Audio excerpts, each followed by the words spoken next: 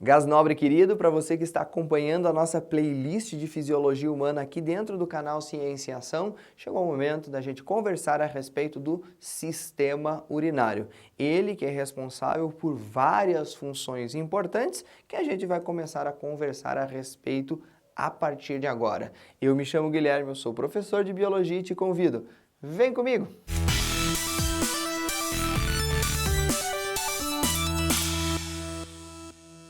Bom, pessoas, dentro dessa playlist de fisiologia humana, a gente já conversou a respeito de sistema digestório, que é responsável pela digestão, pela fragmentação do alimento e a absorção dos nutrientes. A gente já falou também de sistema respiratório, que de maneira geral é responsável pelas trocas gasosas que ocorrem entre o seu corpo e o meio externo. A gente também conversou a respeito de sistema circulatório, que vai pegar todos esses nutrientes provenientes da digestão, os gases circulantes do nosso corpo e distribuir para todas as regiões que necessitam dessas moléculas. Essa é a função do sistema circulatório, de certa forma ele integra o seu corpo. E a gente tem agora o sistema urinário, que vai eliminar substâncias indesejadas. Além disso, ele é responsável também pelo controle de pH sanguíneo, pelo controle da pressão arterial. Às vezes a gente confunde e acha que sistema excretor e sistema urinário é a mesma coisa, mas não é. O sistema urinário é a principal forma de excreção e excretar significa eliminar substâncias indesejadas, que é a função mais lembrada do sistema urinário. Agora vamos pensar o seguinte, a gente consegue eliminar um pouquinho de substâncias indesejadas, numa fração inferior a 1% de toda a nossa excreção, também pelo suor. Então, de certa forma, o seu suor é responsável por excreção, assim como o sistema urinário. A gente, quando está liberando o gás carbônico de dentro dos nossos pulmões, a gente está eliminando um gás que é indesejado, que ele não deve ficar acumulado no seu corpo, ele pode alterar a sua fisiologia, o seu bom funcionamento corporal. Então isso também é uma excreção. Agora, quando fala assim em excreção, a gente sempre vai lembrar do sistema urinário, porque a gente elimina várias substâncias via urina que são indesejadas e essa é a principal via excretora do nosso corpo. Lembre-se, o sistema urinário também regula o seu pH sanguíneo, regula a sua pressão arterial. Isso é bem importante. Além disso, ele pode também eliminar substâncias que estão em excesso que não necessariamente são excretas. Por exemplo, se você tem muita glicose no seu corpo, você sofre de diabetes, parte dessa glicose pode ser eliminada via xixi. E isso não é necessariamente um excreto. A glicose era para ser uma coisa legal, uma coisa importante dentro do seu organismo. Beleza? Vamos lá. Agora, o que a gente tem que saber a respeito desse sistema? Primeiro as partes dele, né? Então você tem dois rins, que são os órgãos mais importantes dentro do sistema urinário. A gente sempre lembra, professor, o rim é responsável por filtrar o sangue. O rim faz mais coisas além de filtrar o sangue, a gente já vai entender. Esse rim, pessoal, ele tem ramificações de capilares sanguíneos. Tanto capilares sanguíneos que estão chegando pela chamada artéria renal, que é uma ramificação da aorta, então a partir da aorta você tem uma das ramificações chamada de artéria renal, e ela vai se dividindo, se subdividindo e se dividindo, mas ainda formando capilares que se infiltram em meio aos seus rins.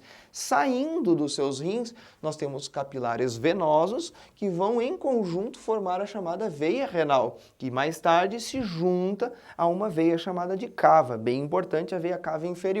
Beleza, então você tem a artéria renal que vai mandar sangue para o seu rim e a veia renal que vai retirar o sangue do seu rim. Esse rim, pessoal, vai formar a urina e essa urina vai sair por meio de ureteres. Então nós temos dois ureteres, um para cada rim. Esses ureteres desembocam naquilo que a gente chama na anatomia de vesícula urinária. A vesícula urinária é a bexiga. Prof, vesícula? A gente chama de vesícula tudo aquilo que serve para guardar coisas dentro do nosso corpo. Como ele guarda o xixi, a urina é uma vesícula urinária, popularmente conhecida como bexiga. Depois que a sua bexiga está razoavelmente cheia, ele vai eliminar ela, por uma contração, vai eliminar a urina via uretra. Essa uretra nos homens passa por dentro do pênis e no caso das mulheres ela desemboca na abertura da vulva. Então a mulher tem a parte externa da vagina chamada de vulva e lá nós temos o poro da uretra por onde vai sair a urina. Beleza? Isso é a anatomia geral, as estruturas corporais que a gente tem associadas ao sistema urinário. Agora, prof, a gente vai ter que saber como funciona o rim e a gente tem que saber como é esse rim. Isso aí. Agora, como ele funciona é mais importante de como ele é.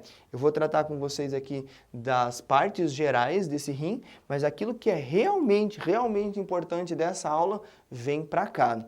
Quando a gente tratar dos néfrons, os néfrons são as unidades funcionais dentro do rim. E para esse momento da aula você tem que prestar muita atenção. Por enquanto, presta um pouquinho de atenção que já é o suficiente. Você tem aqui ó, um rim, tá? Eu fiz um corte ao longo da estrutura renal, você está vendo aqui, né, esse corte, e a gente percebe o ureter, que vai sair já com o xixi. Esse ureter coleta a urina já presente na região que a gente chama de pelve renal, que é essa porção mediana aqui do rim, que tem esse formato de feijão. E aí nós temos duas porções importantes desse rim. Aquilo que a gente chama popularmente de casca do rim, ó, que é o córtex. Aliás, córtex é tudo quanto é parte externa de estruturas. Você vai ver mais tarde, o córtex cerebral é a casquinha do cérebro, a parte mais externa do cérebro.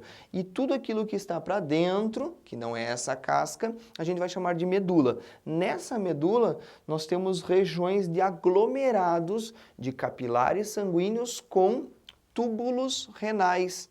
Esses aglomerados de capilares sanguíneos com túbulos renais vão formar aquilo que a gente chama de pirâmide renal. Então você tem uma pirâmide, outra pirâmide, outra pirâmide, outra pirâmide, outra pirâmide e outra, e todas elas formam urina que desemboca na pelve e da pelve vai lá para o ureter. Beleza? É isso que é a estrutura geral de um rim. Agora vem a parte realmente importante. Dentro do seu rim, da porção de córtex para dentro da pirâmide, nós vamos ter estruturas que aparecem aos milhões em cada rim, chamadas de néfrons. Os néfrons, anota aí por favor, são as unidades funcionais de um rim. É eles que realmente funcionam. Professor, já sei. O néfron então é que é o responsável por filtrar o sangue. Também, mas não só isso. A gente tem bem mais funções além de filtrar o sangue. O que eu quero que você entenda? O néfron tem mais ou menos esse formato. O néfron em si é essa porção que eu desenhei em amarelo. Enrolado a ele, a gente tem uma série de capilares sanguíneos, muitos e muitos capilares. Qual que é o grande objetivo do seu néfron? Receber um capilar com o sangue sujo, cheio de impurezas, e devolver lá no final um sangue limpo, sem essas impurezas. Para que isso ocorra, a gente chega a filtrar por dia 2.000 litros de sangue. 2.000 litros de sangue, professor? Mas a gente tem 2.000 litros de sangue? Não. Você tem 4, 4,5, 5 litros de sangue. Isso quer dizer que o sangue do seu corpo, em média, vai ser filtrado por dia cerca de 400 vezes. Então você vai filtrar várias e várias e várias vezes, e por isso que é importante o seu rim estar funcionando a pleno vapor. E é por isso que qualquer problema renal deixa a pessoa extremamente debilitada, porque o rim funciona realmente muito no seu corpo. Imagine, ele vai filtrar 400 vezes aquilo que você tem de volume sanguíneo. Agora, vamos àquilo que interessa. Essa estrutura chamada de néfron, que você está vendo aqui, é dividida em 5 regiões. A primeira delas é essa cápsulazinha aqui, que a gente vai chamar de cápsula nefrídica, porque é do néfron, e que antigamente a gente chamava de cápsula de Bowman. Aqui vale a gente comentar uma coisa.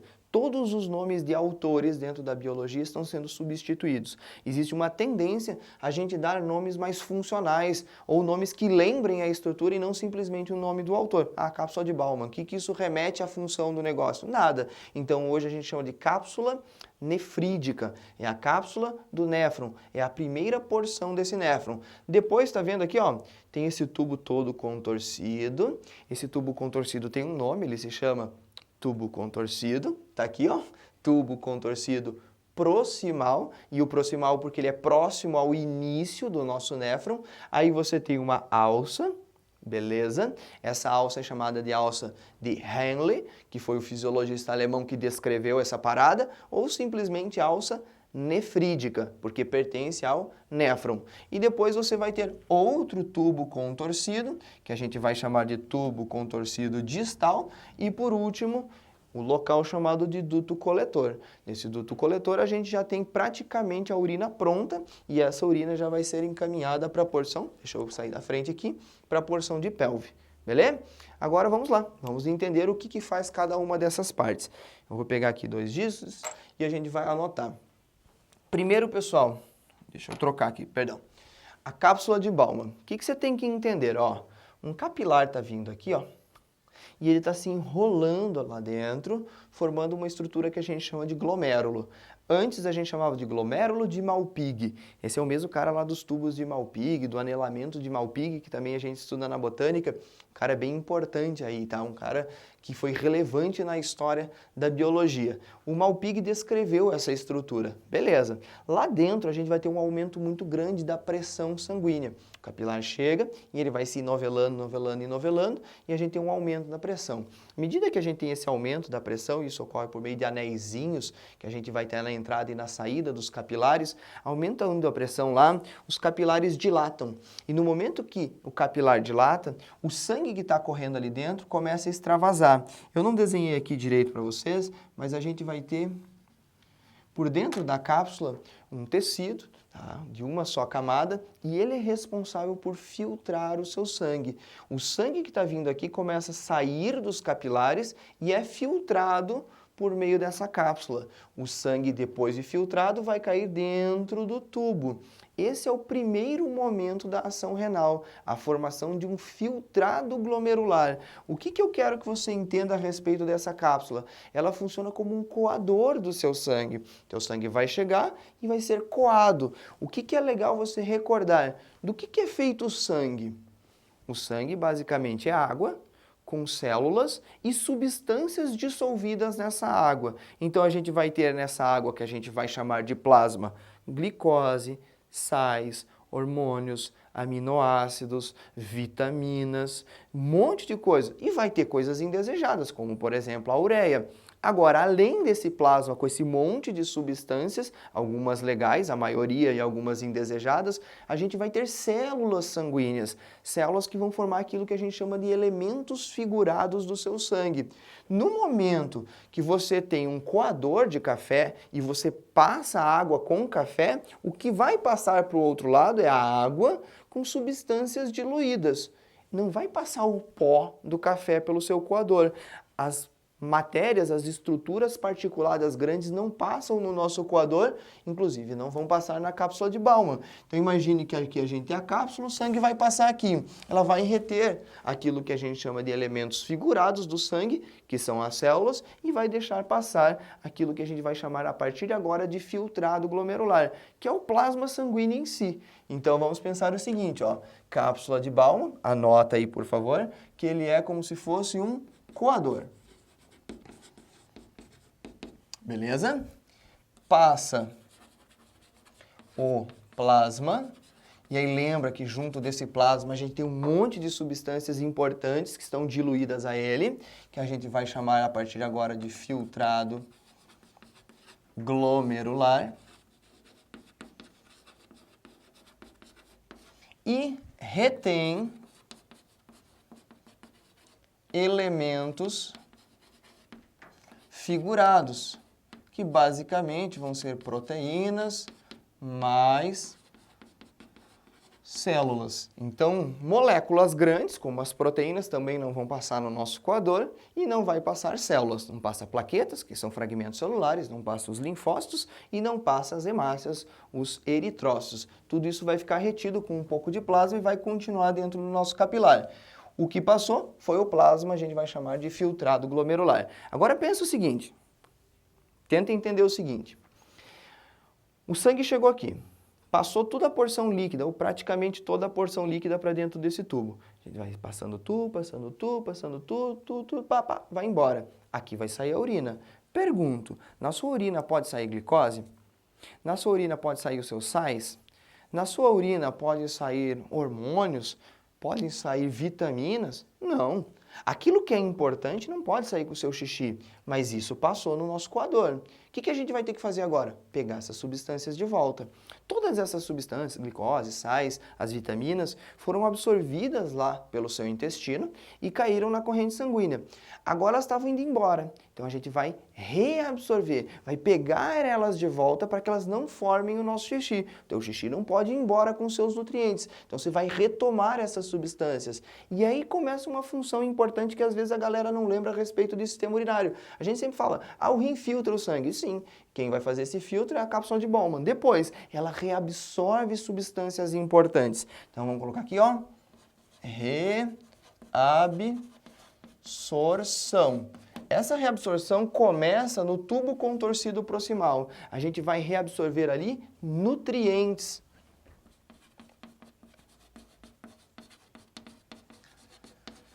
Que tipo de nutrientes, professor? Glicose, vitaminas, aminoácidos, boa parte dos sais, não todos eles. Tudo isso é reabsorvido. E eu quero que você lembre, para a gente pegar de volta, você vai tirar de dentro do tubo do néfron e jogar de novo no capilar. E isso gasta energia. Isso é um transporte ativo. Então vamos colocar aqui, ó. Transporte ativo. Você está gastando energia para promover esse processo de reabsorção. Super importante. Depois, olha o meu capilar aqui, ó. Desenhei para vocês aqui de uma maneira proposital. O capilar vem e vai descendo pela porção ascendente da alça, porque a alça desce e depois a alça sobe. Porção descendente da alça, porção ascendente da alça. O capilar vem primeiro pelo lado ascendente e volta pelo lado descendente. Isso tem uma lógica? Tem. A gente vai chamar isso de looping dentro lá do nosso néfron. Nós temos a alça de Yelin, o ramo descendente vem primeiro, tá? A gente tem, perdão, o ramo ascendente vem primeiro, eu inverti aqui, tá? Primeiro é o ramo ascendente e depois o ramo descendente por onde o capilar está saindo. Então a alça, lembra, a gente está tratando do ramo ascendente ou descendente da alça e não do capilar. Beleza. O que acontece no ramo ascendente? Que é esse que está subindo e é por onde o capilar está descendo. Essa porção do ramo ascendente, ela é impermeável à passagem de água. Não vai passar água por ela. Ali a gente vai ter forte reabsorção de sais. Todos os sais ali, principalmente o sódio, que não foi reabsorvido por completo lá no tubo contorcido proximal, começa a ser reabsorvido por aqui. Íon cloreto, íon sódio. Então vamos colocar aqui, ó, reabsorção de sais. Lembre-se que primeiro a gente tem o ramo ascendente agindo. Aí quando o teu capilar está cheio de sal, cheio de íons, na verdade, a gente consegue, por meio do ramo descendente, que é bem permeável à água, a reabsorção de água. A água vai passando por osmose. Lembra que a água sempre se desloca para onde tem mais soluto. Então você encheu o capilar aqui de sais e aí na volta ele vai reabsorvendo a água. Então depois, ó, reabsorção de água. Vamos recapitular para você não se perder. Primeiro, o teu sangue é filtrado. Aquilo que é líquido vai passar, os elementos figurados ficam retidos com um pouco de líquido para continuar dentro do capilar. Beleza? Aí aquilo que é importante para o seu corpo começa a ser reabsorvido, começa a voltar para a corrente sanguínea. Isso acontece no tubo contorcido proximal. Reabsorção de nutrientes, principalmente glicose, vitaminas, ácidos, aminoácidos, perdão, e sais. Tudo isso por transporte ativo. Depois, depois nós temos reabsorção de sais no ramo que é ascendente, beleza? E depois nós vamos reabsorver a água no ramo que é descendente. Fechou. Aí vem o tubo contorcido distal. Quando chega nessa porção, já está quase pronta a urina. Falta o quê, prof? Falta a gente eliminar algumas coisas que ainda estão nos capilares e que são indesejadas. Então a gente vai eliminar metabólitos, que são produtos derivados do nosso metabolismo. Por exemplo, você tomou álcool etílico. Esse álcool etílico vai ser metabolizado lá no seu fígado. O álcool etílico é o álcool da pinga, da cachaça, da cerveja. Esse álcool vai ser metabolizado lá no seu fígado e tem que ser eliminado em algum momento. Esse momento é o tubo contorcido distal. A gente também vai eliminar um pouco de prótons, H+, e a gente vai eliminar, às vezes, outros compostos. Por exemplo, a gente pode eliminar um pouquinho de amônia, às vezes um pouquinho de ácido úrico, que são compostos nitrogenados secundários. O mais importante é que a gente elimine a ureia. Então, vamos colocar aqui que no tubo contorcido distal, a gente vai ter excreção. Então, tudo aquilo que está dentro dos capilares que é indesejado vai ser mandado embora. De metabólitos e excretos. Excretos verdadeiros, excretos nitrogenados, né? Tipo ácido úrico, tipo amônia e, claro, a ureia que ainda estiver ali dentro também vai ser eliminada. Fechou, prof? Está pronta a nossa urina? Eu filtrei o sangue, eu peguei aquilo que era importante de volta, eu eliminei aquilo que não presta? Sim, quase pronto. Chegamos no duto coletor. Lá no duto coletor, quando a urina já está quase saindo, a gente vai ter uma regulação hormonal. E essa regulação hormonal serve para duas coisas: para regular as suas quantidades de água dentro do corpo e para regular as quantidades de sais também. E a gente vai ter uma função secundária que é a regulação da pressão arterial. Vamos dar um exemplo bem simples. Imagine que você está com a pressão muito alta. Uma das maneiras que a gente tem de baixar essa pressão, porque o teu sangue está passando muito líquido, é eliminar água do seu corpo. Quanto menos água correndo na sua corrente sanguínea, menor vai ser a pressão. É só pensar, uma torneira que você abre um pouquinho, sai com pouca pressão. Uma torneira que você abre bastante, sai com muita pressão. Então, se você eliminar bastante água nesse momento, você consegue diminuir a sua pressão arterial. A gente não vai tratar dessa regulação hormonal agora, mas eu quero já que vocês anotem. Regulação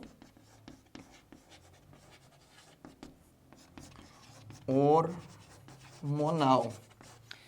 Ela ocorre por meio de dois hormônios importantes. Um chamado de ADH, que é o hormônio antidiurético. Lembre-se que diurese é fazer xixi. Se ele é antidiurético, ele evita que você faça xixi, então ele retém líquido no seu corpo. E um outro hormônio chamado de aldosterona, que retém sais no seu corpo. Mas isso é assunto para um outro momento.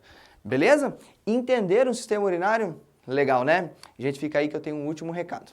Gás Nobre querido, não esqueça de dar sua contribuição para esse projeto maravilhoso que a gente vem desenvolvendo. O seu like, a sua inscrição no canal são super importantes. Qualquer dúvida, crítica ou sugestão, deixa aqui nos comentários. A gente se vê por aí. Tchau, tchau!